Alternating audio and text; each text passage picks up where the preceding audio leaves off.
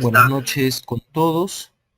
Vamos a iniciar este masterclass, así lo llama CECIP. Es una clase maestra por ser de manera general y tocar muchos temas a la vez de un momento muy corto. Estuvimos hablando de manera interna algunas cosas. Este masterclass se llama Estructuras de edificios de concreto armado y albañilería confinada. Con CECIP, ya hace un buen tiempo hemos dejado de hacer seminarios específicos en los temas y lo tocamos de una manera general porque creemos que puede abrirse, aperturarse a más consultas, porque creemos que pueden hacer consultas de una manera más general y no específica del tema que se está haciendo. Y se puede terminar siendo un poco más agradable para todos los que escuchan, ¿sí? Para empezar, yo me presento, yo soy el doctor Edison Moscoso. Les voy a hacer una presentación mía para que puedan saber sobre mi persona. Y obviamente esto está orientado un poco para que puedan conocer también los cursos que se hacen en CECIP con mi persona como instructor, y que tocamos justamente los temas que vamos a ver el día de hoy. Entonces vamos a abrir esto y vamos a agrandar. Este es el masterclass. Estructuras de edificios de concreto armado y albañilería. Estructuras de edificios de concreto armado y albañilería. Como le dije, soy el doctor Edison Moscoso. Permítanme presentarme muy rapidito, cortito. He recibido el doctorado en la Universidad de Toyohashi en Japón, pero mi casa, mi alma mater, perdón, es la UNI. He hecho la maestría y título profesional en la Universidad Nacional de Ingeniería, en donde actualmente enseño como en el Departamento Académico de Estructuras. Soy docente de algunos cursos ahí y he enseñado en otras universidades como la San Marcos, la UPC y otras universidades. Soy investigador del Centro Peruano Japonés de Investigaciones Sísmicas y Mitigación de Desastres. También soy actualmente director académico del CISMIT. Este es el cargo que me han dado hace poco y estoy desarrollando con esto también. He sido miembro del comité de Norme 080 de diseño y construcción en tierra reforzada, esto representando al CISMIT. Y bueno, también soy ingeniero estructural, hago proyectos en la empresa M Ingenieros, que tienen el loguito por acá, en el cual hago proyectos de estructuras, que es temas de consultoría, ¿sí? Que ahorita también los voy a comentar de una manera general, ¿no? Eh, Tengo algunas publicaciones, hay un par de journals más, que no he colocado algunos acá, y otras publicaciones en conferencias internacionales. También he sido revisor. Bueno, soy revisor, actualmente me ha llegado uno el día de ayer, creo, o el día de hoy en la mañana, no me acuerdo, para el Journal Buildings del NDPI, y voy a estar revisando también un paper ahí, un journal, y estas son revistas indexadas, ¿no? He hecho investigación también para la norma 030 y bueno, en la actualidad, aparte de la UNI, solamente enseño en CECIP. No estoy enseñando en otra universidad hasta el momento, solamente en la UNI y en CECIP. Muchas veces me preguntan si estoy en otra universidad o estoy haciendo cursos con mi empresa de ingenieros. No estoy haciendo cursos con mi empresa de ingenieros, con mi ingeniero solamente estamos haciendo proyectos de consultoría, por si acaso. Ya, ingeniero, comúnmente todos hablan sobre esto, hablan de lo que hacen, de lo que han hecho. ¿De qué nos serviría saber eso nosotros, si nosotros lo que queremos es el curso? Les voy a explicar un poco de esto también.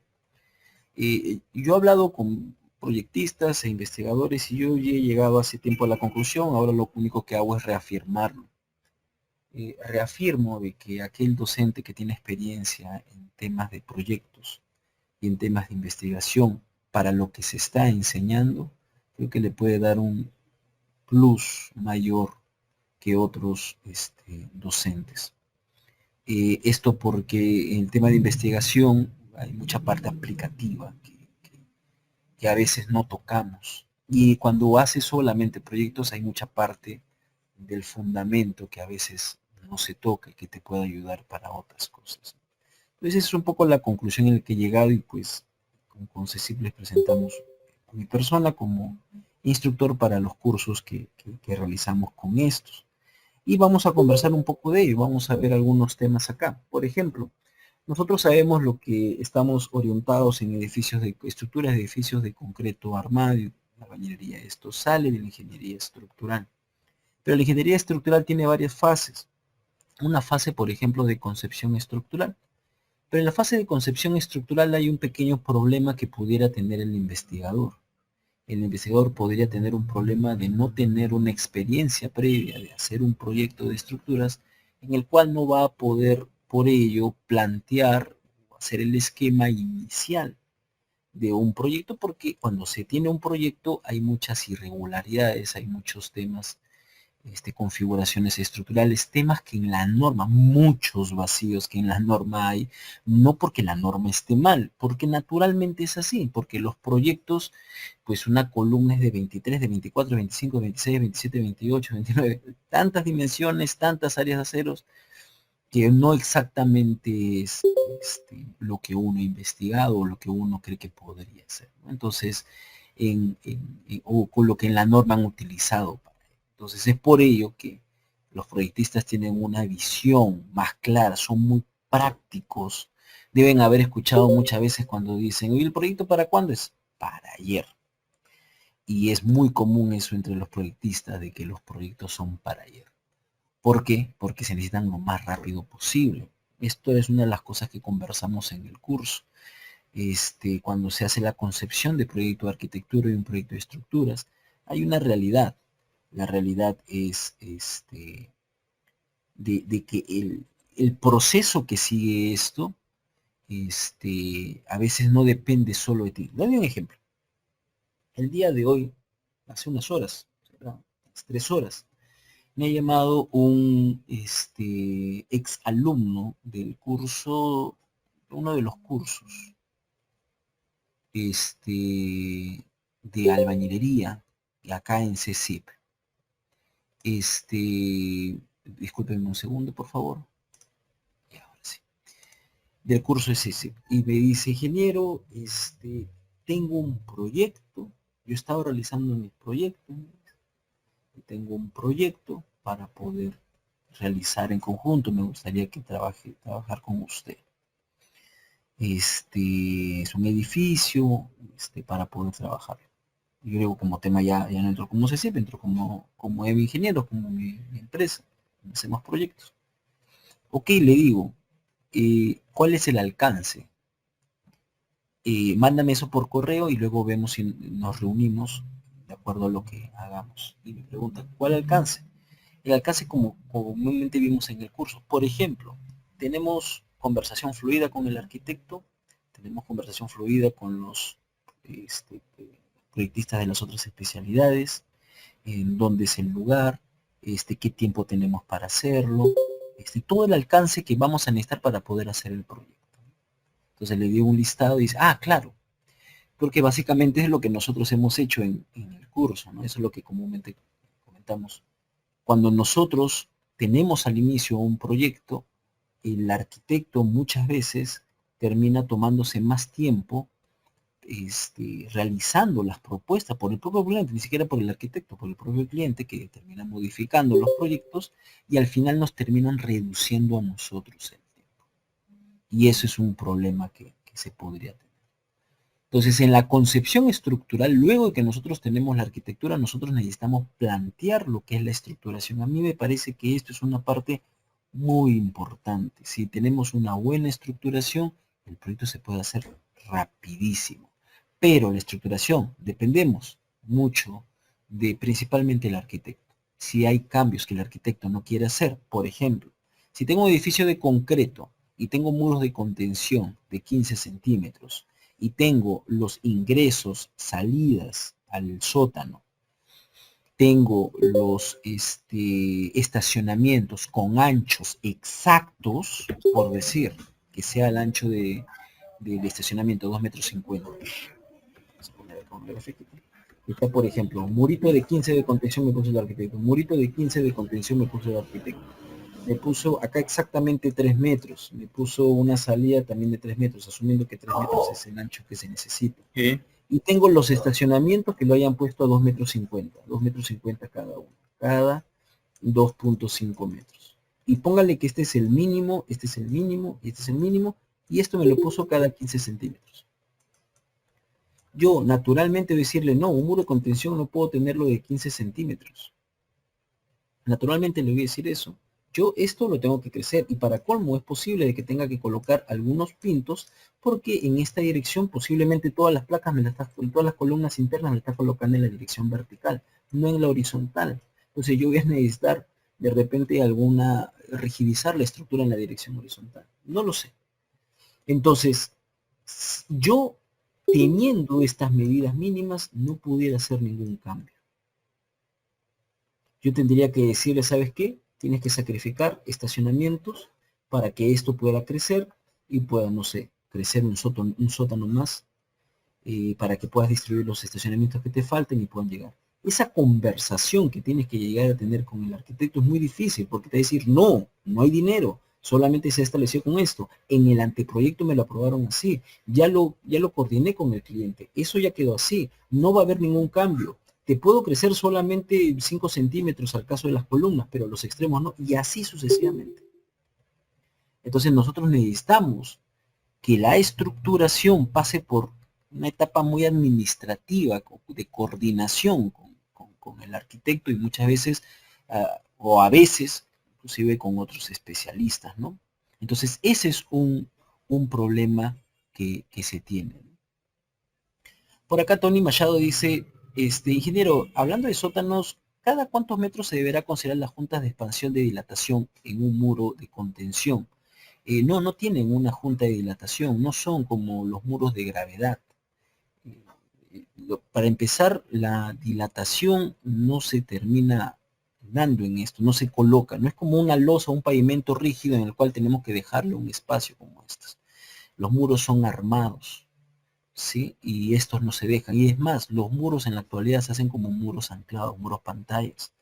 Entonces estos se dejan mechas conforme vas profundizando y se van amarrando entre ellos por partes para poder ir excavando, ¿no? No es tan igual a lo que comúnmente a veces tenemos en muros de gravedad o muros cantilever que se hacen en otros proyectos, ¿no? Hay que tener un poco de cuidado con ello, ¿no? Ok, la siguiente, bueno, esto es para que, esta es otra cosa que quisiera comentarles. Cuando nosotros tenemos una estructuración, muchas veces terminamos con un proyecto o algo como esto. Y muchas veces no creen, cuando ven, dicen, ya está la estructura. O sea, eso de ahí es lo que queda. No, esa es la estructuración nada más. Pero ya tengo columna, ya tengo viga, ponle fierro nomás y ya está la estructura, mándame, ya está para terminar. No, esa es solamente la estructuración. Ahí solamente estoy mandando las dimensiones, ¿no? Por un tema de predimensionamiento, por un tema de buscar regularidad en la estructura, por el tema de la configuración estructural, por el tema de los recursos de elementos estructurales que ha dejado la arquitectura. Por eso estoy distribuyendo. Pero ahí no he analizado nada. No hay ningún análisis estructural ahí. No hay ningún diseño estructural ahí. No te puedo garantizar. Los arquitectos comúnmente te dicen, mándame eso para poder actualizar las medidas de mi arquitectura. No le puedes mandar, a menos que le quede en claro, te lo mando, pero es posible que lo modifique. Si quieres ir actualizando, actualízalo. Pero posiblemente después voy a modificar algunas cosas. No, mándame el final. El final va a ser cuando el diseño esté terminado. Ahí va a ser el final. Entonces tenemos que ser sinceros y tenemos que ser coherentes. Él verá si de repente actualiza y dice, después me dices qué puntos modificaste si lo actualizo puntualmente. Podría ser, llegas a un consenso. Pero muchas veces ven esta planta de estructuras y creen que ya está terminado. No está terminado, es solamente una estructuración, dimensiones de elementos estructurales, divisiones, si va a ser losa aligerada, maciza, un sentido, dos sentidos, viga chata, viga peraltada, viga invertida, placa, columna, no sé, eso es lo que tenemos ahí. Esa es la estructuración. La estructuración no es predimensionamiento nada más. Yo Un predimensionamiento no te dice si va a ser placa o va a ser columna. Un predimensionamiento no te dice si va a ser losa maciza, una losa aligerada en un sentido, en dos sentidos. No, el predimensionamiento tú eliges y luego le das la dimensión. Primero tenemos que elegir estos elementos, ¿no?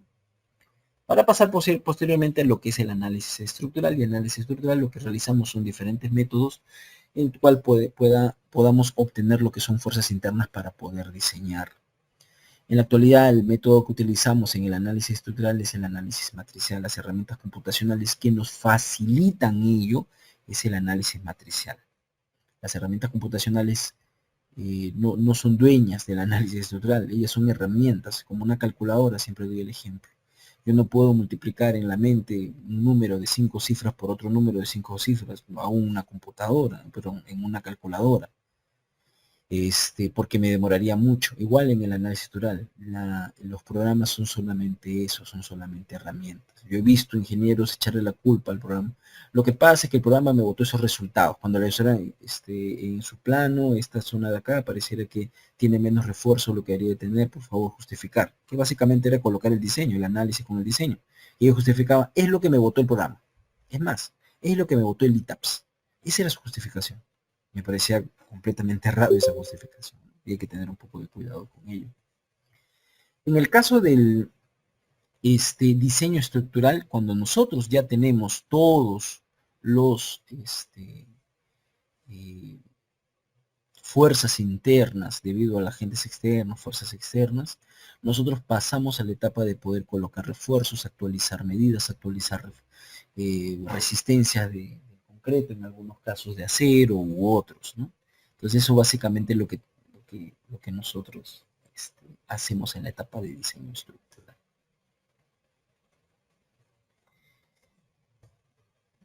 Y luego de una etapa de optimización, uno puede llegar a obtener planos para poder llegar a construir. En los cursos que nosotros terminamos haciendo, nosotros justamente esta fase 1, fase 2 y fase 3, lo que hacemos en módulo 1, módulo 2, módulo 3, es cerrado eso. El curso de albañilería y el curso de concreto armado que nosotros hacemos es básicamente fase 1, fase 2 y fase 3. En la fase 1 hacemos estructuración, albañilería o de concreto, dependiendo del curso. Análisis estructural de albañilería o de concreto, dependiendo del curso. Y diseño estructural de albañilería o de concreto, dependiendo. Básicamente es el curso, no hay más complicaciones con ello. Vamos a ver algunos ejemplos, ¿les parece? Edificios de concreto armado. Vamos a ver un ejemplo de estructuración. Este es un edificio que se ha hecho en el curso. Este es algo también que comúnmente nosotros hacemos en el curso. Creo que acá veo algunos que han llevado el curso conmigo. Me da mucho gusto. Lamentablemente no me acuerdo a veces de qué cursos, pero sí me acuerdo los nombres. Por ahí está Dixon, por ahí está Nilton. Creo que Oscar Vidal, que ya está preguntando ahorita, creo que también ha estado. Y algunos más me confirman, si no me he equivocado, me dicen por ahí, ¿no? Me da gusto y saben que lo que hacemos en el curso es estructurarlo en el curso. Tenemos una arquitectura como esta, no preparo nada, con ustedes mismos es paralelo, agarro y distribuyo la columna, distribuyo la viga, distribuyo la losa, distribuyo todo y les explico por qué pongo, por qué no pongo, y es lo que uno comúnmente hace en una oficina de proyectos, ¿no? Les explico básicamente. ¿Toma tiempo? Sí, toma bastante tiempo. Y es por ello que nos tomamos varias sesiones en poder estructurar un edificio que hayamos elegido. Este es uno de ellos, ¿no? Este es un edificio donde tiene un primer sótano, un segundo sótano, y bueno, y acá tiene creo que 6 pisos, 8 pisos, creo, no sé cuántos pisos son. Y este es lo que se ha hecho, ¿no? Se tienen acá los estacionamientos, acá se tiene el ingreso, se tiene el pase al siguiente nivel, y el ingreso y salida que está por acá. Y acá algunos es un edificio de departamento. Y vamos a ver un ejemplo de estructuración acá. Antes vamos a leer la pregunta de Oscar Vidal. Pueden consultar también en oculto, hay un par ahí abajo en el chat, donde en vez de poner todo, pueden poner para el instructor, y me entra en la pregunta en interno, y no voy a decir obviamente el nombre de quien está preguntando. Oscar Vidal dice, ingeniero, buenas noches. Hablando de sótanos, justamente para limitar la presencia de columnas, se suele optar mucho por vigas apoyadas sobre vigas de mayor peralte. Ok. En el caso que una viga se apoye en otra viga, ¿cómo se idealiza estructuralmente esa unión? En esas uniones no se llega a desarrollar la longitud LD del acero. ¿Por qué no se llega a desarrollar? Cuando está una apoyada sobre otra o se cruza. Un entramado de vigas o una viga apoyada sobre otra. Es diferente, ¿no? Una viga que se apoye otra viga y otra cosa es que tenga solamente un lado. Si acá no hay desarrollo, si no hay longitud de desarrollo, pues obviamente se idealiza como si fuera, no le voy a poner una rótula, se idealiza que no se desarrolle ese momento, no le voy a poner una rótula. Esta mecánica de ponerle una rótula ha terminado tergiversando la manera de los ingenieros de decir, ah, esa es una rótula. No, ese no es una rótula. La rótula tiene otra definición. Nosotros le ponemos rótula como una metodología de diseño, eso también les explico en clase. Se le considera esa falta de capacidad a la flexión que tenga esa viga que está llegando a esa cuando no tiene longitud de desarrollo. Hay primero varias cosas con esto de entramado de vigas. Primero, o una viga sobre una viga. Primero, que sea un entramado de vigas y el otro que sea una viga apoyada sobre otra viga. ¿Es lo mismo? No, no es lo mismo. ¿Por qué no, ingeniero?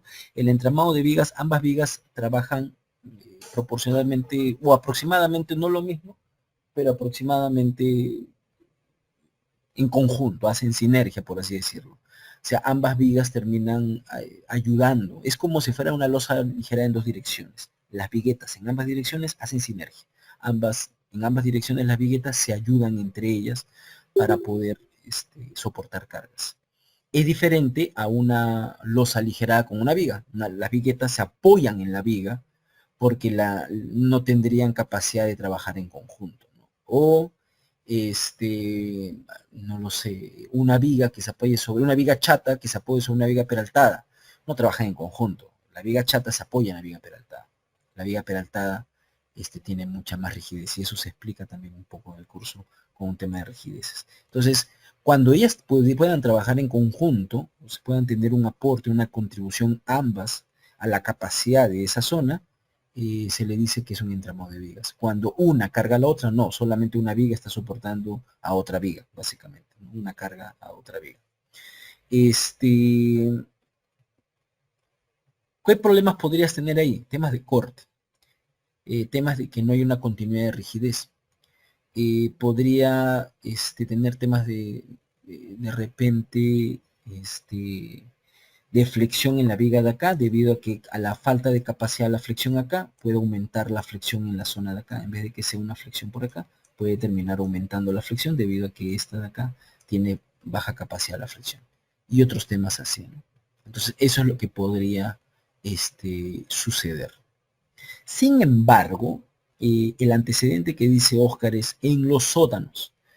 En los sótanos tenemos que tener un poco de ciertas consideraciones. Los sótanos son zonas donde comúnmente se le agregan más muros o elementos de los que hay en la zona superior. En la zona superior no se agregan tantos muros como hay acá, columnas, muro de cisterna a veces y otros. Y a veces las losas, y lo otro es de que no tienen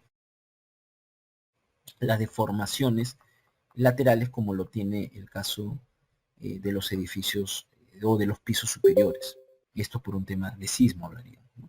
Esto está como si estuviera encajonado. Entonces eso termina haciendo de que las fuerzas ahí sean menores. Entonces podría tenerse algunas ciertas libertades. Hay muchos sótanos que inclusive no se colocan vigas peraltadas y se hacen con capiteles o abacos sobre las columnas para poder soportar lo que es el aplastamiento en la losa y hace que se puedan eliminar ahí lo que es vigas, ¿no? O sea, hay otras consideraciones que se pueden tener. Por acá Tony Machado dice, ingeniero, ¿es recomendable en hacer muros de albañilería confinada cuando se tengan sótanos? Es complicado, no es que sea recomendable. Los sótanos, eso también lo hablamos en el curso. ¿Por qué tenemos problemas con los arquitectos con los cambios que le hacemos? Tenemos problemas porque para nosotros tiene que haber continuidad. para ellos, si pudieran, nos dejarían la continuidad, si ellos pudieran, pero no pueden. ¿Por qué no pueden? Porque no tienen continuidad en distribución arquitectónica. Un sótano es para un uso de estacionamiento. El piso superior, que es vivienda, es diferente el uso, es vivienda. Entonces, los espacios que tiene un estacionamiento no son los mismos espacios que tiene una vivienda. Entonces, naturalmente que el arquitecto va a querer mover la columna, va a querer mover la placa, porque no puede continuar, no tienen los mismos. Si fueran los mismos usos, ellos ponen todos los niveles iguales, pero no tiene. El sótano es un lugar donde tiene muy pocos elementos estructurales para que puedan pasar los carros. Los muros de albañilería como sistema nuestro tienen muchos muros, mucha densidad de muros para que pueda resistir. Entonces es muy difícil que se tenga albañilería, sistema de albañilería confinada encima de un sótano. No digo que sea imposible, pero creo que es muy complicado tener. Las condiciones de esto lo complican, ¿no? Jan Chumbes me habla de las vigas. Me dice, ingeniero, eso que dijo de las rótulas, entonces no se libera. No, no digo que no se libere. Sí se libera la capacidad de la flexión, pero eso es una metodología de cómo considerar o representar la falta de capacidad ahí. No significa que haya una rótula. Es una manera de representarlo. ¿Sí? Es como lo que nosotros modelamos. No significa que el modelo que se usa en una viga es una línea, no es una línea, está representando la viga. Una viga es un sólido, completo, con material que no es homogéneo, es heterogéneo. Entonces, la representación tal cual no es la misma, solo la representamos. Igualito, cuando le colocas una rótula, es una metodología. ¿Puede haber otro género? Claro, podrían haber otras. Ok, voy a continuar. Vamos a empezar con esto de acá. En este caso de acá, este edificio, como vieron ustedes, por ejemplo, dice, como se indicó anteriormente, lo que hay que revisar es la disponibilidad de arquitectura para la estructuración. Por ejemplo, en los sótanos las columnas centrales sobre el eje G son movidos en los ejes superiores. No renieguen con los arquitectos, conversen con ellos, lleguen a consensuar. Este proyecto, si ustedes ven, miren estas columnas, el eje G, ¿a dónde está llegando? Y en el siguiente nivel, el eje G está por acá, en el centro. O sea, y creo que en el siguiente, está bien, creo. Estas columnas se están moviendo de esta manera. De esta manera. Entonces el arquitecto, ahí hay un tema a veces con los arquitectos. A mí me pasó una vez en un proyecto en el cual el arquitecto agarró y hizo algo como esto. Creo que lo movió más todavía, porque acá aunque sea algo se traslapa.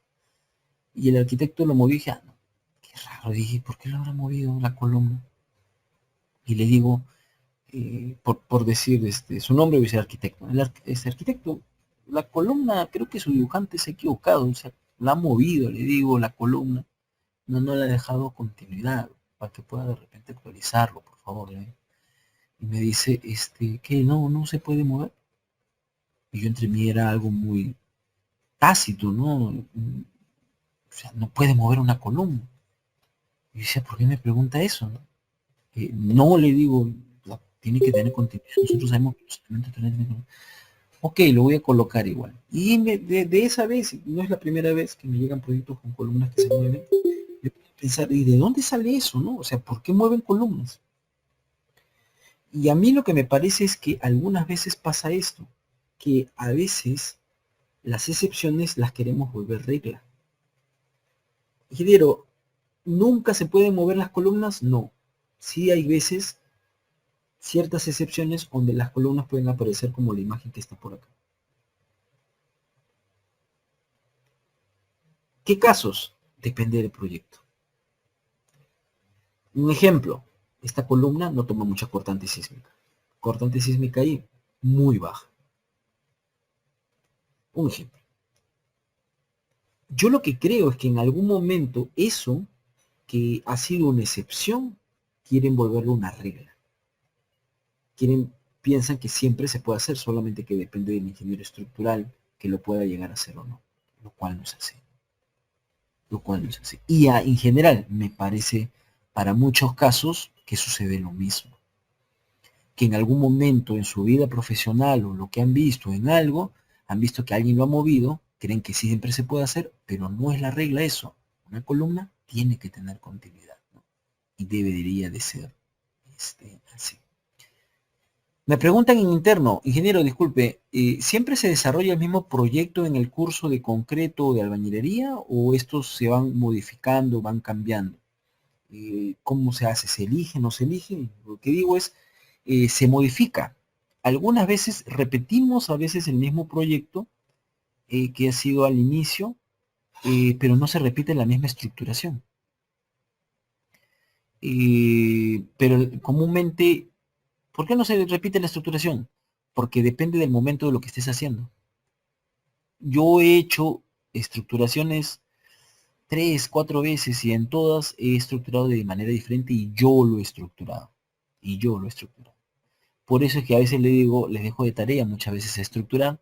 Yo le digo, no puedes estructurar igual que alguien. Si alguien ha estructurado igual que tú, alguien está copiando. O sea, no pueden, ni siquiera yo, que yo pienso de la misma manera, estructuro de la misma manera, es imposible que dos personas diferentes estructuren de la misma manera. Entonces, inclusive cuando se han repetido los proyectos, yo estructuro de diferente manera y a veces hasta comparamos uno con otro, ¿no? Y los proyectos comúnmente los elegimos en conjunto, ¿no? con los chicos, ¿no? Le digo, este proyecto es así, yo te recomiendo y muchas veces toma mi recomendación. Continuemos. Si bien es cierto, en ciertos casos esto es posible, o sea, modificar, no es una regla que siempre se podrá tomar. Eso es lo que le digo. Una recomendación para que pueda realizarse que estos elementos no tomen cortante sísmica principalmente, algo que también les comenté, por la poca cantidad de elementos estructurales en la dirección transversal o horizontal. Entonces, este caso no es posible. Adicionalmente, en esta estructura existen otros ejes que sucede lo mismo. Esto hay que conversarlo con el arquitecto y consensuar, es decir, buscar soluciones intermedias. No termine diciendo, no, me cierro, no va a haber. ¿Sabes qué? De repente alguna columna sí puedo hacer esto, de repente la otra no, por favor, esta sí, necesito continuidad. Esta de repente no tiene tanta importante dinámica, importante de sismo, y esta sí puedo hacer. Hay que consensuar y llegar a un intermedio. De la misma manera, para hacerlo posible, podría rigidarse y buscarse otros elementos en la dirección transversal, tal que estos elementos sean descargados sísmicamente y puedan permitirse irregularidades locales como esta. Así como este primer punto a revisar con el arquitecto, se puede realizar un listado de todas ellas y llevarlo a una reunión con el arquitecto para discutirlo. Sin embargo, es mejor recopilar todas y no por partes, o sea, no una consulta, luego otra consulta, este cambio, porque así se pueden revisar soluciones integrales. Yo recomiendo que, ¿sabes qué? Estructuras y luego ves uno, ves otro y luego, ¿sabes qué? De todas las que tengo, termino indicándote esta de acá es lo que de repente podríamos hacer acá. Yo te voy a permitir tanto, pero en esta de acá, ¿sabes qué? Perdóname, pero no puedo hacer. En esta sí, vas consensuando. ¿Se entiende? Acá hay otra pregunta, Oscar Vidal dice, ingeniero, continuando el tema de sótanos, ¿es necesario considerar siempre losa maciza en los estacionamientos? ¿Es necesario siempre losa macizas? No, es la respuesta. O se puede optar por viguetas prefabricadas, considerando que la sobrecarga en estacionamientos según la 020 es apenas 250. Yo creo que si tú tomas la recomendación, o sea, la sobrecarga, solamente estás viendo un tema de resistencia, no de durabilidad, no de un impacto que pueda tener, no del frenado que tienen estos, y no que las cargas de las llantas son cargas concentradas y no cargas distribuidas. Creo que ahí estaríamos mal. Si estás revisando solamente por un solo lado, yo creo que ahí está mal. Si tú puedes verificar que las viguetas prefabricadas te pueden cubrir todo, no solamente una sobrecarga distribuida de la norma 020, yo creo que sí puedes trabajar con estas. ¿Siempre puede suceder esto? Yo creo que no, no solamente es eso. Las losas de los sótanos sirven de contrafuerte para los muros de los sótanos. No lo entiendo, ingeniero. Cuando nosotros tenemos un muro de sótano, el terreno, las losas del sótano sirven como un tipo de, pero como un tipo de contrafuerte para que esto esté restringido en esta zona de acá. Y eso hace de que esto no sea un cantilever, sino sea un muro de sótano que tiene apoyos intermedios. Entonces, colocar un elemento que no pueda generar esto y solamente pensar que es la sobrecarga, creo que está un poco raro, ¿no? Hay que revisar de más cosas, no solamente algo puntual. Carlos Tenema dice, ingeniero, buenas noches. En un entramado de vigas, ¿podrían llevar el mismo peralte? Sí. ¿Para que éstas tengan la misma rigidez? Sí, pero creo que no es correcto lo que dice el par. ¿No? ¿Por qué, ingeniero? Hay rigidez de sección, hay rigidez de elemento y hay rigidez del piso, de la estructura. En este caso de los entramados hay una rigidez de elemento. No lo entiendo, ingeniero. Yo puedo tener el mismo peralte, pero uno puede tener una luz de 15 metros y el otro puede tener una luz de 5 metros. Ambas tienen 30 por, no sé, pues 90. Este tiene 30 por 90, este tiene 30 por 90. Pero esta de acá, su rigidez del elemento será mucho mayor. Su rigidez del elemento de acá será menor del elemento. La rigidez de la sección es la misma, porque yo tengo que la sección es la misma. En el caso del elemento depende de las longitudes y de las condiciones de borde. Así que no creo que la última parte, para que esta tenga la misma rigidez, no. Podría ser para casos que tengan misma luz de repente. Es por ello que se buscan que las losas aligeradas en dos direcciones tengan luces parecidas en dos direcciones, para que puedan justamente en ambas direcciones tener parecida rigidez. Ok, en esta parte de acá dice, otra recomendación es ir limpiando la arquitectura, eliminando elementos no estructurales o que no ayudarán a la estructuración por partes, de tal manera de darse cuenta cómo ha pensado el arquitecto las estructuras y así darle opciones en base a ello. Y eso es algo que personalmente yo hago. Cuando tengo un proyecto, yo lo estructuro. Cuando yo tengo un proyecto, el calculista, el dibujante, yo lo estructuro. Yo lo estructuro, a menos que sea una estructura muy sencilla, no complicada, pero complicadas, yo pido estructurarlo. Empiezo a eliminar elemento por elemento, revisar todo, a ver qué es lo que pensaba, que me ha dejado, qué muro, qué continuidad, me gusta revisarlo, estructurarlo y luego ya el calculista puede continuar con ello y luego yo ya puedo hacer una conversación con él, con cómo se llama, con el arquitecto, ¿no? Pero recomiendo esto, esto te da mucha idea de qué es lo que ha pensado. A veces te das cuenta de que son copias y pegas nada más, que es un proyecto que han adaptado nada más, que son las que no entienden cómo se va a distribuir estructuras y lo han puesto a un montón de cosas. Te empiezas a dar cuenta, como te das cuenta de arquitectos que han pensado en todo, muy buenos, que han pensado en estructuras, en sanitarias, en eléctricas, muy bueno. ¿Cómo? No lo sé. Y ahí vas descubriendo. Por ejemplo, en la arquitectura, si está propuesta las vigas peraltadas, líneas rojas segmentadas, sin embargo, estas no tienen continuidad horizontal. Mira, este viene por acá y luego cambia por acá. El no tener continuidad horizontal en las vigas no solo genera molestias en obra, sino que es un tipo de irregularidad que genera desproporción de cargas, rigideces y otros. Miren acá y miren acá. Ingeniero, pero esto lo hacen porque comúnmente tienen una altura mínima. Sí, lo sé, lo entiendo. Hay que buscar una solución intermedia. No digo que esta pase directamente acá, pero tenemos que buscar una solución intermedia. No puedo siempre aceptar que esta venga y luego cambie en otra dirección. Podría de repente esta pasarla por acá también, o de repente ensancharla con una viga en L que va cambiando por cada paño. No lo sé. Pero hay que buscar soluciones intermedias con el arquitecto. Por acá, una pregunta interna me dice, ingeniero, ¿en qué caso se aprovecharía mejor el uso de vigas peraltadas invertidas? ¿En qué casos? Depende de la estructuración, pero yo lo he visto en volados, ¿no? Los volados que separan, se lo usa como un tipo de parapeto y lo termina separando ciertas terrazas de diferentes departamentos y eso hace de que en la parte inferior todo sea liso, ¿no? Como si no hubiera ningún peralte. Entonces, ayudaría o ayuda mucho ahí, ¿no?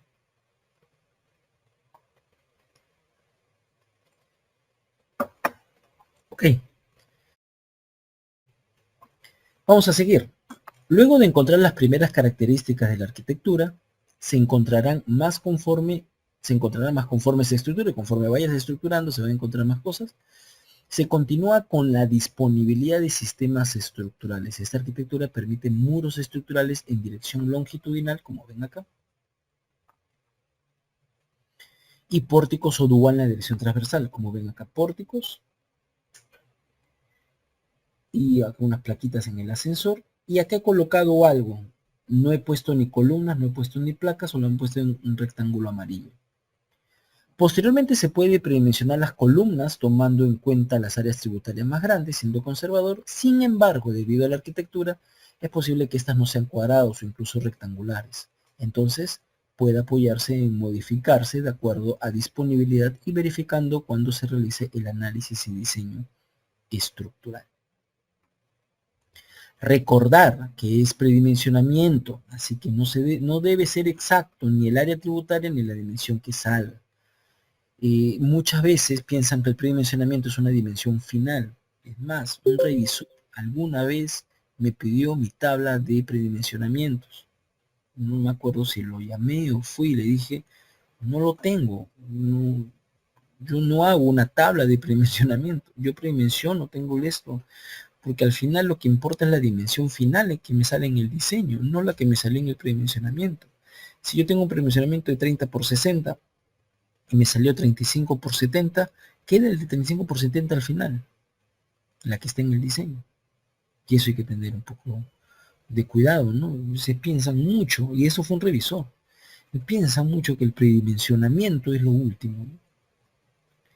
En el proyecto se ha predimensionado solo los encuentros que podrían ser columnas, es decir, los encuentros que pueden convertirse en placas. Y rectángulos amarillos se proyectarán de acuerdo a la disponibilidad arquitectónica como placas o columnas de concreto. O sea, estas zonas pueden ser o placas o pueden ser columnas. Entonces, de acuerdo a la disponibilidad, yo voy a elegir más adelante. Lo he dejado ahí. Por otro lado, en la dirección longitudinal, en los extremos se puede disponer de placas en toda su longitud, excepto ductos. Pero esto generaría mucho gasto. O sea que todo, muchos preguntan por ello. Ingeniero, ¿por qué en esta dirección siempre le tenemos colocado muchas placas? Entonces estas placas pueden reducirse y aprovecharse de pórticos para el soporte de los demás ejes. O sea, en vez de que sea todo, lo hago solamente esta parte de placas y luego de pórticos. Pero hay un problema ahí. No sé si lo veo por acá. Hay un pequeño problemita aquí. ¿Cuál es el pequeño problema acá? El problema es que muchas veces en la dirección transversal yo necesito que estos se conviertan en tipos columnas para que puedan soportar estos de acá. O porque las placas, si son muy delgadas, van a tener mucho efecto de flexión y me van a salir sí o sí elementos de borde. Y si los elementos de borde comúnmente tienen pintos, son grandes. Entonces, ¿cómo puedo reducir esos? Cuando tengo placas grandes. El efecto a flexión se reduce y el efecto de corte termina aumentando y hace que no necesite mucho elemento de borde tan grande. Entonces, dependiendo de cómo tengas tú tu proyecto, puedes modificar de repente con pinto, no sin pinto, o sea, como si fuera columna, no columna, u otro. Y puede ser que utilices todo como placa o puede ser que utilices una parte como placa. Ahí depende, ¿no? Justamente esto es lo que comento acá. Sin embargo, es común que en los sótanos junto a estas placas estén los pases de automóviles hacia los otros sótanos y su ancho sea muy limitado. Entonces se tendría que conversar con el arquitecto para que permita el cambio, es decir, los ensanches para las columnas que reducirían el ancho del pase de automóviles. 6 metros es lo mínimo que te pide para una cierta cantidad de estacionamientos, la norma de arquitectura. Entonces, si yo le coloco una columna como esto, un elemento, estaría reduciendo. Y lo que primero que decir, oye, no puedes, 6 es el mínimo, ahí quedó. Entonces, a veces de repente, si coloco una placa más grande, no me sale este de acá y podría mantener sus 6 metros. Depende, depende. Por acá me dicen en interno, ingeniero, ¿hay alguna relación longitud-espesor en placas para saber si esta es delgada? ¿A qué te refieres con delgada? ¿Muros de utilidad limitada? ¿Para que lleguen a ser muros de utilidad limitada? ¿A eso te refieres? Creo que sí, ¿no? Básicamente cuando tú tienes muros de utilidad limitada es que cuando tú puedas o necesites elementos de borde, no tengas la suficiente espacio en el espesor de la placa para poder hacer tu elemento de borde. Si no tienes el suficiente espacio, esa es una placa delgada. O sea, no lo entiendo, ingeniero. Tengo esta placa. Y si para que me cumpla la fuerza que tenga esto de acá, el momento que tenga esto de acá y el axial que tenga esto de acá, yo tengo que hacer crecer un elemento de borde, no lo sé acá. Y acá, por ejemplo. Entonces, si, ¿cómo se llama nosotros, en este caso de acá, yo no puedo hacer esto, estoy forzado a hacer esto de acá así, forzado a hacer algo así, porque tiene que ser delgado, esto ya es un elemento de utilidad limitada, porque estoy limitando su ductilidad debido a que no tengo esos elementos.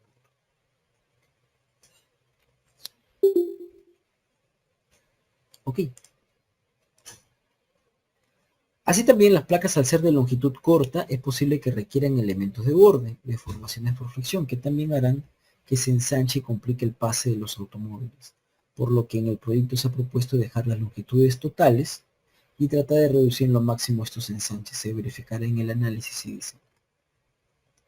Posteriormente, las columnas y las placas se puede continuar con el predimensionamiento y distribución de vigas y losas. Las vigas en la dirección longitudinal podrían ser chatas, dado que se tienen placas grandes que llevan la carga sísmica. Sin embargo, estas son de luces grandes y reciben losas, cargas de gravedad, por lo que serán peraltadas. Las vigas en dirección transversal deberán ser peraltadas porque el sistema estructural de dirección es de pórticos o dual. Entonces, no siempre yo termino eligiendo vigas peraltadas por el tema de la luz. Muchas veces es por lo que realmente carga. Obviamente una luz más grande llama a que vaya a cargar más. En estos casos, como estoy tratando de reducir las losas a un tamaño más pequeño y le hago una losa aligerada en dos direcciones, eso hace de que termine cargando las vigas en ambas direcciones. No podría proponer viga chata aunque yo quisiera. En la dirección vertical podría proponer viga chata porque tengo varias placas. Esas placas toman la carga. No necesito colocar una viga peraltada. Pero por temas de cargas de gravedad es posiblemente que sí. Mira por acá. Arquitectura requiere que en ciertas zonas se maneje con vigas chatas donde es difícil acepten sea peraltada por generar disconfort, salas, dormitorios, etc. Sin embargo, en otros es posible cambiar a vigas peraltadas. Pero hay que tener cuidado. No hay que consensuar con eso, con el arquitecto. Ingeniero, pero se le coloca un falso cielo en la parte inferior y se tapan todas las vigas peraltadas y no hay problema. Claro, lo que pasa es que eso le pide a que incremente el tamaño de la altura del entrepiso y eso es más caro, ¿no? Hay veces de que inclusive por temas de parámetros urbanísticos hay una cantidad de niveles que solicitan y si pues yo termino aumentando un poquito a cada piso, hace de que no pueda llegar a esa cantidad de niveles. Entonces hay que tener un poco de cuidado. Ok, y por acá me preguntan en interno, ingeniero, ¿es buen criterio usar vigas de sección variable, no prismáticas, para reducir luces? Para reducir luces. Para reducir luces. O mejor dicho, ¿cuándo es más factible ese uso de vigas? Claro, mejor creo que eso. No, muchas veces lo hacen por temas arquitectónicos y puedan reducirse, no sé si temas de material, que es cierto, temas de material, pero terminas generando un poco más de problema en el procedimiento constructivo. Si se reduce, comúnmente en volados en los colegios, en los pasadizos, comúnmente colocan vigas acarteladas, no prismáticas. Pero no siempre es así, ¿no? Hay algunas veces que, por ejemplo, necesitan que el borde termine en una losa de 20 nada más. Si yo le termino saliendo una viga, a veces tienen, por ejemplo, esto y acá, por ejemplo, si yo le pongo una viga peraltada, ahí estaría la viga peraltada y la fachada se malogra, ¿no? Pero si yo agarro y termino escondiendo, colocando acá la viga chata, pero para la parte interna está con una viga peraltada, ¿no? Una viga. O sea, va uno prismático, ¿no?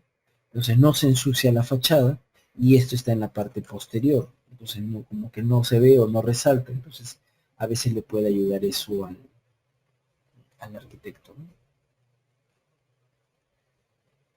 Ok, dice, las losas en la zona de mayor luz se proyectan todas en dos direcciones para poder reducir el peralte, algo que le dije en la lámina anterior, y sea uniforme en toda la estructura, o sea, el tamaño de la losa sea uniforme en toda la estructura.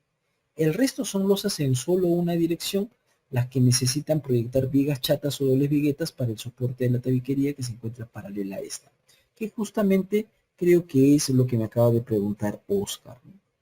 Hay en una dirección que se han colocado vigas chatas y en la misma dirección a veces hay tabiquería en la parte superior, por eso es que se coloca ella. La caja de escalera se mueve del sótano a los niveles superiores, por lo que ningún elemento vertical ayuda como parte de la estructura, no tienen continuidad. Como en esta zona se reduce el diafragma, se maneja la losa maciza y se soporta también de vigas en los extremos que conectan las placas para mantener la losa con comportamiento diafragmático. Esto es una de las irregularidades que es muy, pero muy común. Muy, pero muy común. Las losas están completas en la parte superior, en la parte inferior, pero en la parte central para poder cubrir muchas veces ese 30% de área libre que le piden en arquitectura, terminan haciendo ciertos ductos acá y en la parte de acá tienen lo que son los departamentos, ¿no? Entonces, pero esto hará que no tenga continuidad del diafragma. Entonces lo que se hace, por ejemplo, colocar losa maciza, colocar viga peraltada o rígida, de tal manera de que pueda tratar de alguna cierta manera mantener una continuidad estructural horizontal del diafragma en el edificio, ¿no? Eso es algo que se busca muchas veces hacer. Acá me hablan, ingeniero, ¿podría repetir lo que acaba de explicar sobre las placas delgadas, por favor? Y sí, les explico de repente con un poco más de detalle. Vamos a hacer algo, ¿les parece? Voy a abrir uno de los PPTs que hacemos en el curso. Muros de concreto armado. Y voy a pasar rápidamente, disculpen, hasta la parte de repente que puede estar relacionado a la pregunta que han hecho. Acá. Y un poco para que vean lo que hacemos en el curso, ¿no? Para que vean también lo que hacemos en el curso.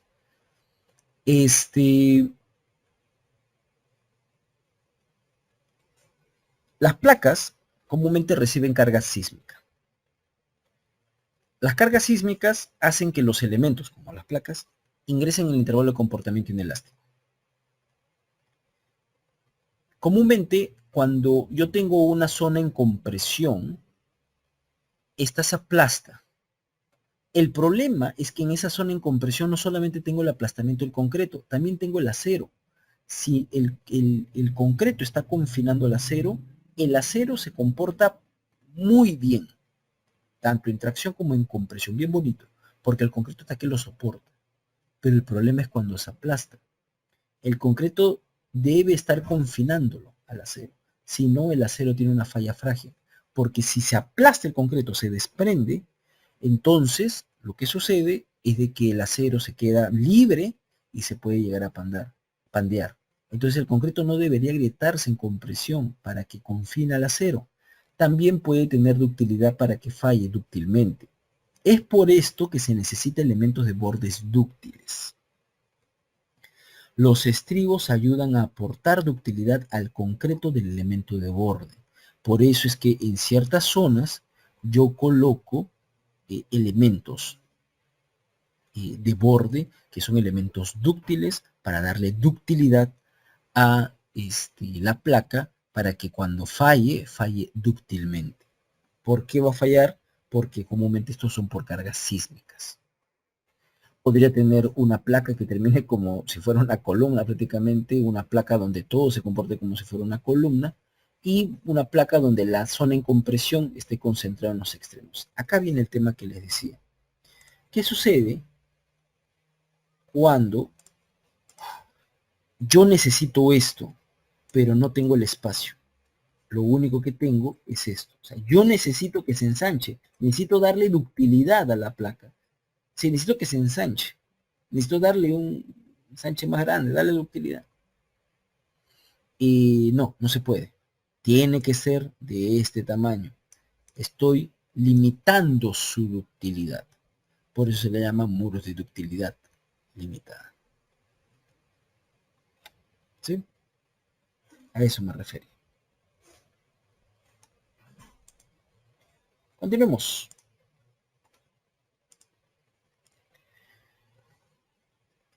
Y posteriormente, como ha terminado quedando la estructuración de este proyecto, obviamente hay varias partes que he omitido. Esto lo vemos en el curso también de concreto, en todo el tema de estructuración. Ha terminado quedando una estructuración, esto no es el proyecto final, una estructuración más o menos como lo que encuentran acá.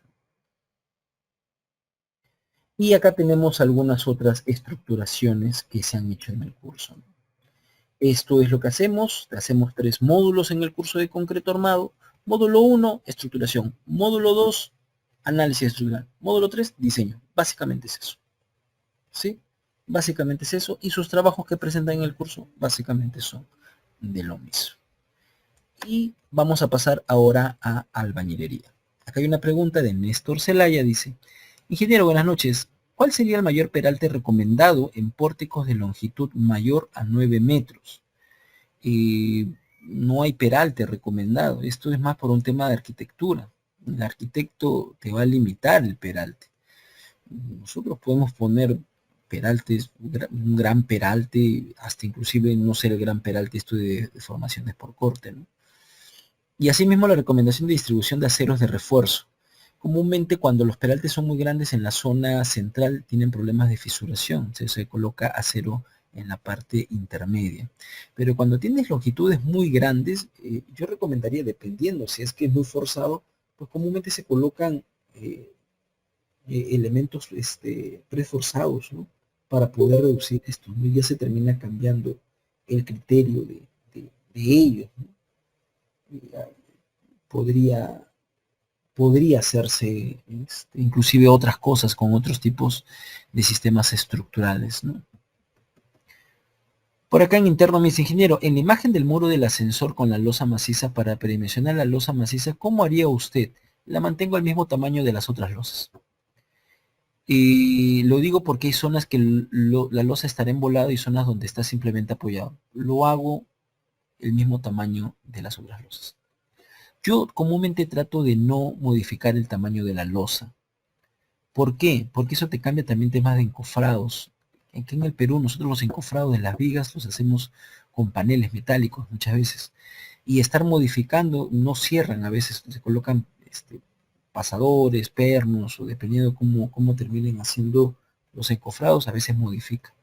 Yo prefiero mantener. Y muchas veces, como los he estructurado, he podido mantenerlos. Y ingeniero, pero hace que sea sobredimensionado de repente. Por un lado, posiblemente como temas de resistencia me salga sobredimensionado, pero por otro lado me ayuda muchas veces a la continuidad estructural. Y eso hace de que esa zona donde está más concentrado con temas de cargas,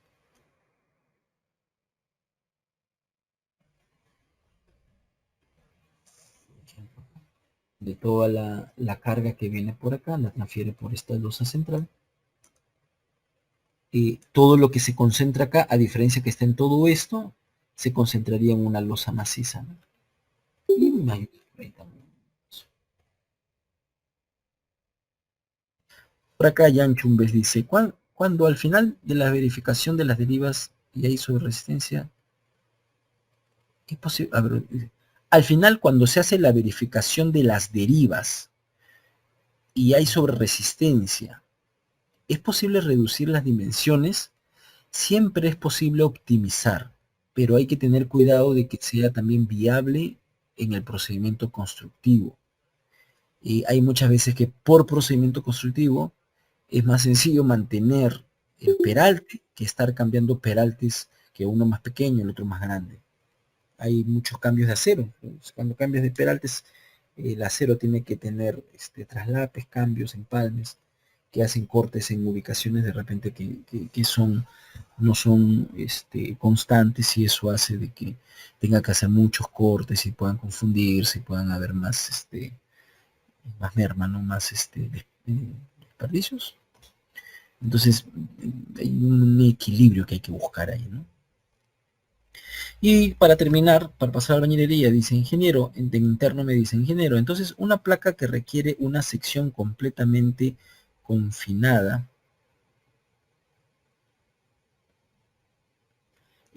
completamente un elemento de borde, creo que te refieres. La albañilería confinada son los que tienen elementos de confinamiento. Los elementos de borde son elementos dúctiles, elementos de borde. El concreto confina al acero, porque el acero está embebido en el concreto, es diferente. El confinar es como abrazar, ¿no? Como abrazar el término abrazar. Entonces voy a modificar la pregunta, ¿ya? Ingeniero, entonces una placa que requiere que se mantenga el espesor, aunque ésta necesite más ancho en su elemento de borde, a ese le podría ser un ureter limitada. Personalmente yo creo que así podría definirse un ureter limitada. Y hay definiciones más coloquiales, claro, muros que tengan un espesor de menos de 15 centímetros y cosas así, un poco más coloquial. Vamos de frente en albañilería, el proceso en la parte inicial es parecida. Acá vamos de frente a el ejemplo, ¿les parece? En el caso del proyecto de albañilería, este es un proyecto de edificio que este es algo lo que les dije. Este de acá le pongo opción 1 y este de acá le pongo opción 2. ¿Cómo es ese ingeniero? Este inclusive hay una opción 0, creo. Este edificio lo estructuré una vez y lo estructuré una segunda vez. Las dos veces lo estructuré de diferente manera. Me pareció muy curioso ello porque yo lo estructuré. Y me pareció muy curioso que yo, a pesar de que yo era la misma persona, lo estructuré de diferentes maneras. Cuando yo estructuro en el curso, lo estructuro con ustedes. No agarro y abro el otro. Ah, ¿qué cosa hice acá? Creo que se hizo acá esto, el otro no. Yo lo estructuro con ustedes, lo que se pueda, lo que vaya a salir en el proceso. Así yo aprendí. Yo estructurar aprendí porque el ingeniero, que era de la vieja escuela, o los ingenieros que me enseñaron, me llamaban, Edison, ven para acá, sí, siéntate acá, voy a empezar a estructurar. Ya, mira, esta parte de acá, vamos a poner acá una columna, un esto, acá, esto, y me mostraba. Ah, no, esta carta, no puede ser, ya, no va a ser columna, va a ser placa. Esta va a ser una viga peralta, uy, no, esta va a ser una viga chata, y me lo cambiaba. Losa maciza, no, losa ligera. Él, todo ese proceso lo veía. Y así aprendí a estructurar, que es lo que hago en el curso. Yo estructuro con ustedes y hay veces que yo no estructuro perfectamente. De acá pongo de acá pongo de acá pongo de acá pongo se acabó. No, acá pongo acá pongo, uy, vamos a regresar, a lo vamos a corregir, lo vamos a reducir, lo vamos a agrandar más, le vamos a poner otra cosa. Porque así se estructuran realmente. Ya quisiéramos nosotros elegir algo y que se quede ahí para siempre. No pasa eso. Entonces yo creo que esa es una de las cosas que le da plus a los cursos que hacemos en CECIP. Por eso toma mucho tiempo el tema de estructuración. Dos estructuraciones por la misma persona, de la misma arquitectura, que son diferentes. Tienen algunas cosas parecidas, pero claro que sí. Pero no todo. Obviamente es la misma arquitectura, así que tienen cosas parecidas. Algo curioso, la edificación presenta dos bloques que no son simétricos, los ejes no son continuos. Están unidos por una zona de poca densidad de muros, ascensor y escalera. Entonces, inicialmente, es recomendable separarlos. Sin embargo, asumiremos que el requerimiento es no aislar, así que se estructurará en conjunto.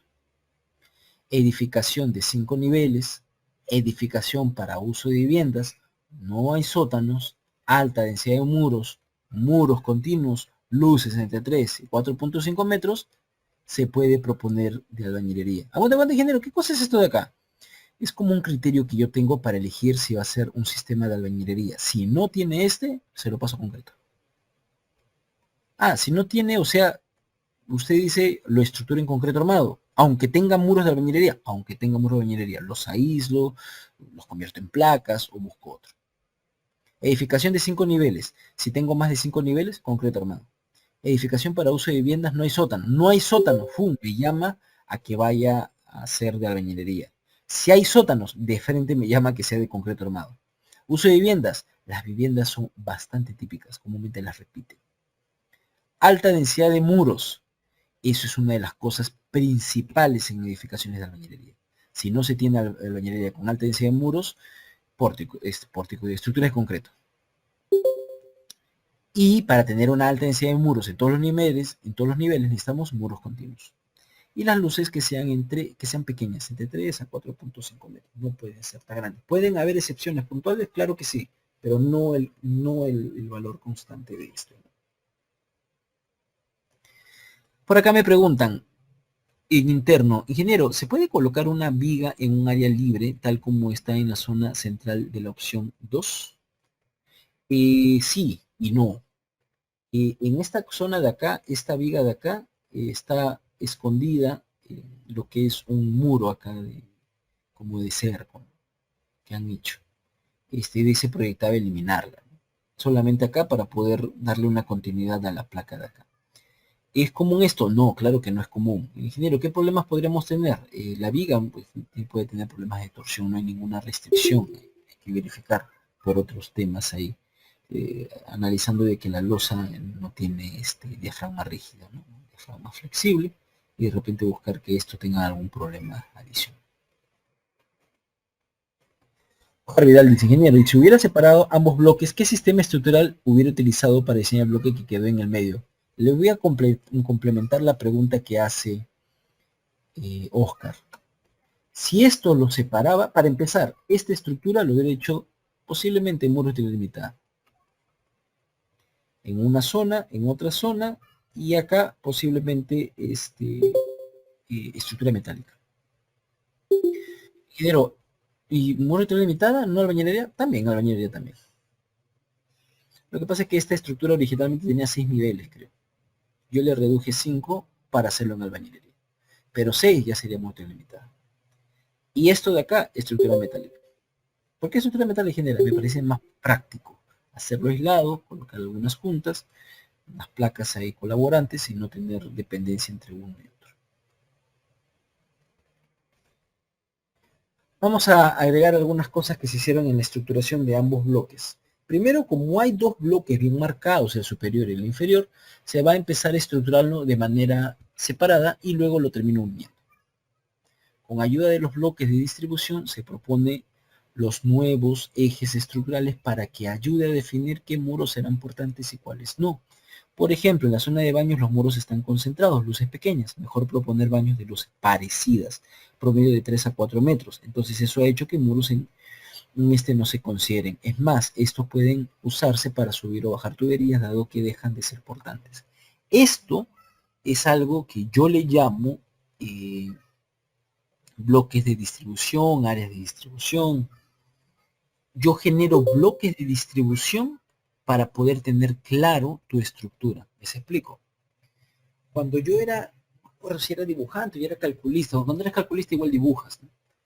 Pero me acuerdo que estaba dibujando una edificación de albañilería y el criterio como dibujante que teníamos era ponerle a todo un achurado al muro.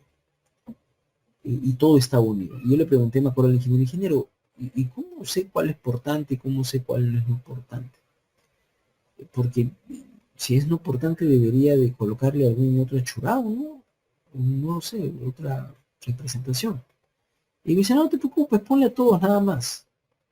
Pero, y muro portante y no portante, el constructor tiene que saber, me dice. Si no sabe, no es buen constructor.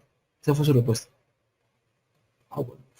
me está callando a mí también, ¿no? Porque si yo no sé diferenciar eso, tampoco soy un buen ingeniero, no sé, en ese tiempo estaba estudiante, creo que estaba estudiante, y me quedé callado. Y después me di cuenta que muchos proyectistas hacen eso. Los proyectistas terminan como que poniendo todo rellenado, es como si fuera, siempre digo, como si fuera un ropero donde pones toda la ropa. ¿Te funciona? Sí, me funciona, toda la ropa está ahí metida. Sirve para guardar ropa.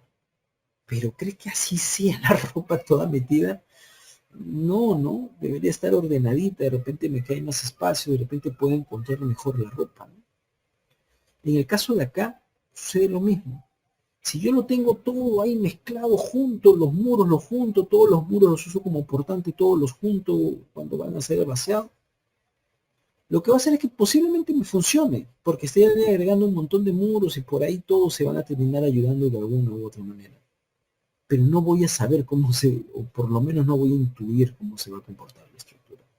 Yo lo que prefiero es hacer estos típicos, bueno, esto es lo que yo le llamo bloques de distribución, de tal manera de poder saber cuáles van a ser muros no portantes y diferenciar claramente cuáles van a ser mis muros portantes y cuáles van a ser mis muros no portantes. Y así sé, lo tengo claro por lo menos, cómo se va a distribuir la carga horizontal. Entonces, esto es algo que hago ahí, a esto que le estoy explicando por acá, a eso le llamo bloque de distribución, que es una parte que también explico en el curso de la galería. En la parte superior existen esquinas entrantes. Esto hace que propongamos el eje de color magenta para tener continuidad, resistencia y rigidez en esa zona. Eso es algo muy curioso. Esquinas entrantes. Muchas veces le ponemos esquinas entrantes porque sabemos, y eso me dice la norma, de irregularidad. Pero, ¿qué es lo que hace una esquina entrante? ¿Por qué hay una esquina entrante? Esta zona de acá tiene muy poca masa y rigidez a comparación de esta grande de acá. Entonces eso hace de que esto es como si esto quisiera arrancarse en toda esta zona de acá. Entonces le coloco un elemento en esta zona para que eso no suceda. ¿Entienden? Entonces he hecho un nuevo eje que pueda pasar por acá. Haciendo ese bosquejo que hice inicialmente con los criterios que tuve anterior, puedo hacer esto. Colocar, por ejemplo, el tema de placas. ¿Por qué placas? Porque en la albañilería, temas de dimensiones, de longitudes, en el cual trato de proponer de que sea la mayor de albañilería y los más pequeños los utilizo como que sean de concreto. Y de esa manera aprovecho en aumentarle lo que es la densidad de muros y aprovecho en pues, uniformizar un poco. Para poder aprovechar proponiendo muros de albañilería se pueden usar juntas a nivel de piso, no cortan toda la edificación, es decir, la losa pasa y así tener muros separados. Este es un problema muchas veces, porque esto de dejarlo acá puede hacer que aumenten las cortantes acá y generen alguna fisura. Se podría de repente generar una losa maciza o de repente unas vigas en T o en L, de tal manera de que pueda tener una mayor resistencia acá. Numéricamente aún se tiene esto, no como un tema experimental, lamentablemente. Sin embargo, como la imagen de abajo también se pueden proponer, entonces esta opción se dejará por si más adelante se necesita rigidez y resistencia en sentido horizontal. O sea, también se podría proponer como si fuera una placa así, pero lo podríamos poner en un futuro. Y ahí tengo otra opción adicional.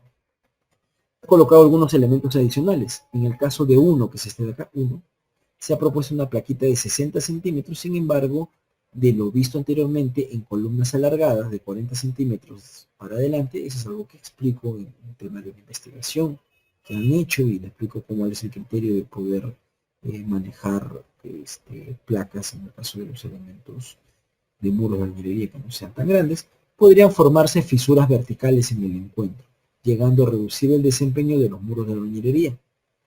Entonces, para evitar esto, se propuso una junta. Ese es en el caso de acá.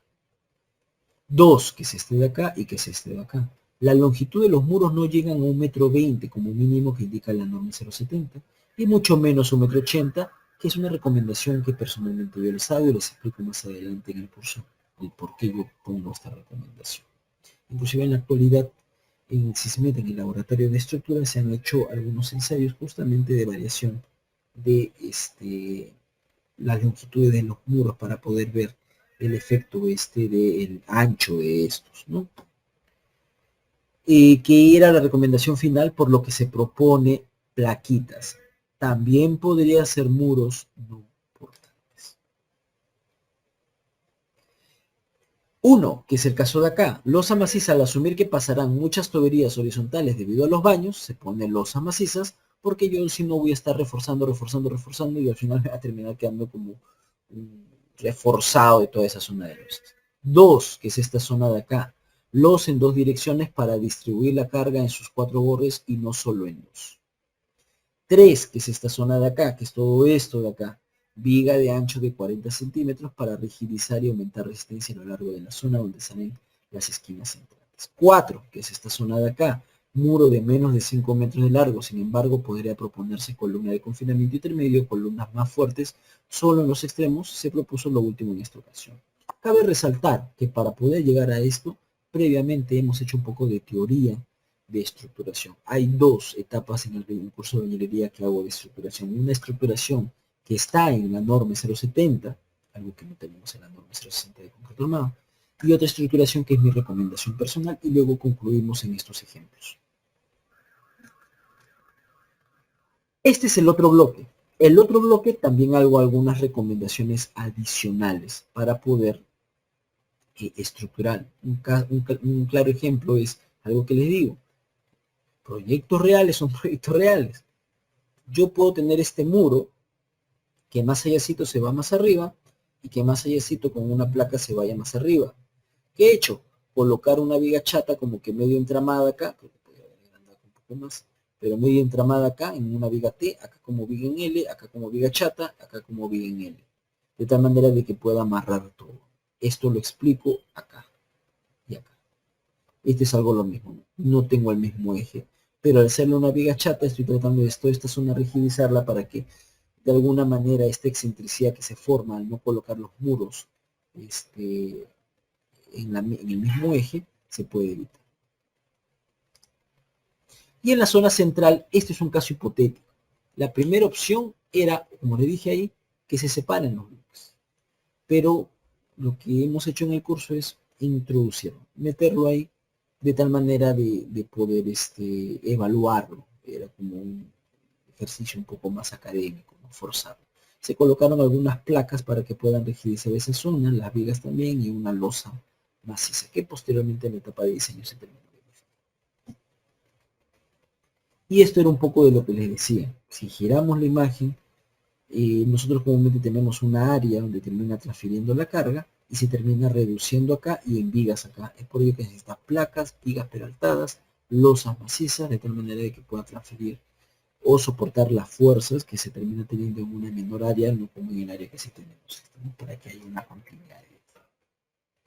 Este es otro ejemplo de estructuración, esta es la arquitectura, este es como quedó estructurado. Se ha hecho en el curso. Este es otro proyecto, este es como quedó estructurado. Este es otro proyecto, este es como quedó estructurado. Y así sucesivamente. Esos son proyectos que hemos hecho en el curso. Y bueno, básicamente es lo mismo que le dije. Módulo 1, estructuración. Módulo 2, análisis estructural. Y módulo 3, diseño estructural. Hay más cosas en detalle de esto, pero claro que sí. Respondo una pregunta por acá. Dice, ingeniero, en las intersecciones de los muros portantes, ¿se deben usar vigas L o en P necesariamente en el caso de edificaciones de bañería? Se deben haber dado cuenta que mucho utilizo estas L's. Hay una parte, les voy a explicar, lo que sucede es que cuando el muro viene en estos como el de acá, el sismo viene en esta dirección y el sismo viene en esta dirección. Entonces, como viene en esta dirección, el peralte es este y tiene que tener un peralte mínimo de 25. Y en la otra dirección vertical, este, y tiene que tener un peralte mínimo de 25 centímetros. Entonces, si yo lo termino haciendo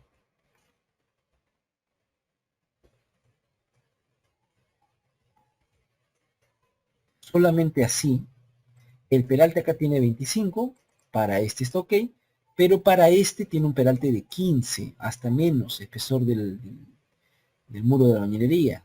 Este no estaría bien. Por eso es que comúnmente lo que hago es esto. Pero al final lo termino obteniendo del diseño de los elementos. Ok, muchachos. Si hay alguna pregunta más. Igual les invito a estos cursos. Por acá hay una pregunta de Dixon, ahorita les respondo. Les invito a estos cursos, el curso de estructuración, análisis, diseño y edificaciones de albañilería, que los vamos a iniciar el 12 de enero. Estos van a estar los lunes, miércoles y viernes a las 9 de la mañana, 9 a 11 y media. Y el caso de concreto armado diferente va a ser los jueves en las noches y los sábados en la mañana. Este empieza el 18 de enero. Los invito a que se escriban, si no pueden ustedes, de repente alguno otro interesado, les pueden invitar. Este video va a aparecer en el YouTube de CECIP, por ahí lo pueden revisar nuevamente, de repente compartir a otros que estén interesados. Voy a responder las últimas preguntas. Dixon dice, ingeniero, ¿cómo se modelarían las vigas que se conectan los muros desfasados de albañilería? Como un elemento superficie, un elemento shell, de tal manera que pueda conectar a ambos muros que tienen excentricidad. Albañilería dijo hasta 5 pisos, es correcto. La albañilería solamente es hasta 5 pisos y eso está en la norma 070. En interno me dice, ingeniero, ¿qué verificaciones puntuales se deben cumplir al cambiar un muro de concreto armado en albañilería confinada en el último nivel? Si es el último nivel y esa azotea, a veces no muchos. ¿Sí se puede hacer ese cambio? Sí, sí se puede hacer ese cambio. ¿Habría que haber alguna verificación? Yo creo que el último nivel no debería haber mucho problema. Revisa el último nivel, el tema de la densidad de muros en ambas direcciones.